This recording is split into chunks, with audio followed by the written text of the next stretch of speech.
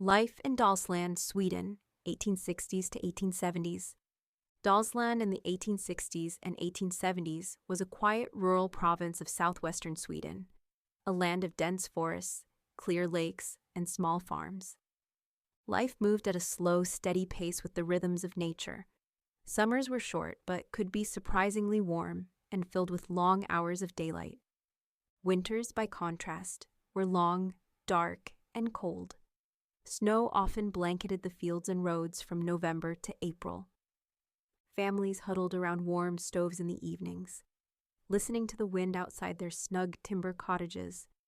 Despite the harsh weather, the people of Dalsland were accustomed to enduring the cold and found beauty in each season, from the first flowers of spring to the shimmering ice of winter. Most people in Dalsland lived on small family farms or in tiny villages scattered among the lakes and woods. A typical home was a stuga, a simple wooden farmhouse usually painted deep red with white trim, the traditional Swedish color made from copper pigment. These houses were often modest in size. Many had just 1 or 2 rooms, and large families all shared the space. Inside, the floors were plain wood, and the furniture was handmade and sturdy. A cast-iron stove or an open hearth kept the house warm and was used for cooking. The walls might be decorated with woven tapestries or a beloved family Bible set on a shelf, reflecting the simple yet cozy atmosphere. In the evenings, dim oil lamps or candles lit the rooms, as there was no electricity. It was a humble life, but the little homes were filled with activity and love. Parents, children, and sometimes grandparents all lived under one roof, supporting one another through daily routines. Daily life in Dalsland revolved around the farm and the family. Everyone, even the young children, had chores to do. At dawn, as a pale light spread over the misty fields, the farm family rose to start the day. Father might head out to the barn to milk the cow and feed the pigs, while mother stoked the stove and prepared a simple breakfast of porridge or rye bread. Older children fetched water from the well or nearby stream and helped tend to the chickens. Once breakfast was eaten, the harder work began. In the warmer months, this meant long hours in the fields. Families in Dalsland grew crops like potatoes, oats, rye, and barley. They might have a small plot for turnips and carrots, and perhaps some berry bushes. Working the land was tough without modern machinery. Plowing was done with a horse or ox, and weeding and harvesting were accomplished by hand with scythes and sickles. Children would often trail behind adults in the fields, helping to pick stones out of the soil or gathering bundles of wheat at harvest time. In the forests, men might chop wood for building or winter fuel. During haying season in summer, the whole family turned out to cut and stack hay to feed the livestock through winter. It was exhausting labor, but families took pride in each successful harvest they tucked away in their barns. When they weren't in the fields, the people of Dalsland kept busy with many other tasks and crafts. Women spent hours at home spinning wool from their sheep and weaving sturdy cloth to sew into clothing.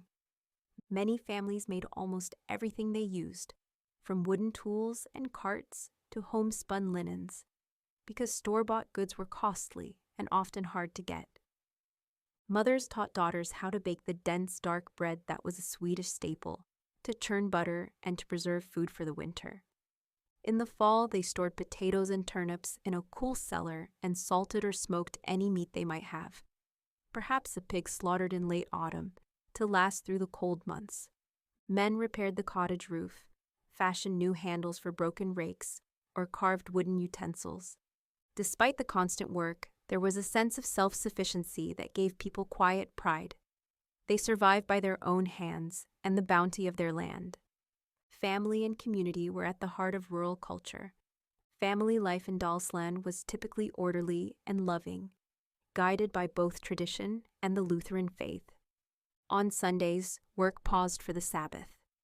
Families dressed in their best clothes, often the only time women might wear a colorful folk costume skirt or men a formal jacket, and traveled by foot or horse wagon to the local church. The church service, held in Swedish of course, was a cornerstone of the week. Neighbors who lived miles apart greeted each other outside the wooden church doors, catching up on news after the service.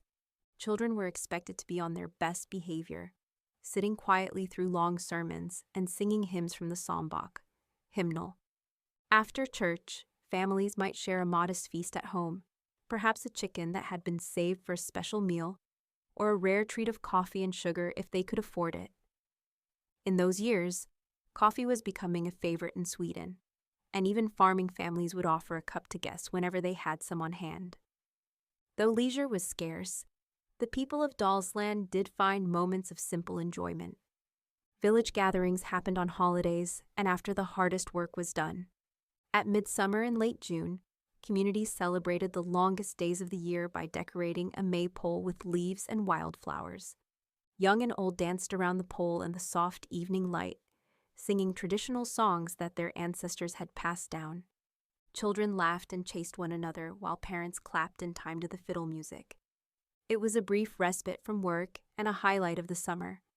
Christmas was another cherished time, bringing light and warmth into the darkest part of winter. Families would bring indoors a small spruce tree or hang a wooden candelabra, and they might exchange a few homemade gifts. They prepared special foods like saffron buns or a salted ham if possible, and children heard stories of Tomten, a little gnome-like guardian of the farm, said to bring good fortune. Such traditions kept spirits bright and connected people to their heritage. In daily life, too, small pleasures mattered. A swim in the lake on a hot day, the sound of a mother singing a gentle folk song to her baby at night, or neighbors coming together to help a friend repair a barn, then sharing a hearty meal of stew and potatoes as thanks. These moments of community and joy balanced the hardships of rural existence. Despite the closeness of family and the beauty of the land, life in Dalsland had many challenges. The 1860s especially brought hard times. A series of poor harvests hit Sweden during that decade. There were years when summer never seemed to arrive. Crops were stunted by early frost or washed out by relentless rain. In 1867, for instance, severe cold and late snow led to what locals grimly called the Year of Great Hunger. Families in Dalsland and across Sweden struggled when the rye and potatoes failed. In some households, parents skipped meals so the children could eat. People made bread from bark and lichen when grain ran out, filling stomachs with anything remotely edible. Even in better years, poverty was common. A farmer might own a bit of land but earn barely enough from selling oats or butter to pay his taxes. Others were tenant farmers or crofters, who did not own the land they worked. They paid rent to large landowners, often in labor or a share of the crops, and lived in tiny one-room cottages on the property, a system known as torpare, which bound them to the land without ownership or much control. These landless families had it toughest of all. They could be evicted if times grew too hard. It was a struggle to get ahead. Schools existed, and most children learned basic reading and writing in local village schools, or from the church catechism classes. But education beyond the basics was a luxury. For many, the future promised only the same backbreaking labor as their parents, with little relief in sight. This was the world our fictional heroine was born into, a world of love, tradition, and natural beauty, but also one of limited opportunity and the looming threat of hunger or hardship if fortune turned bad.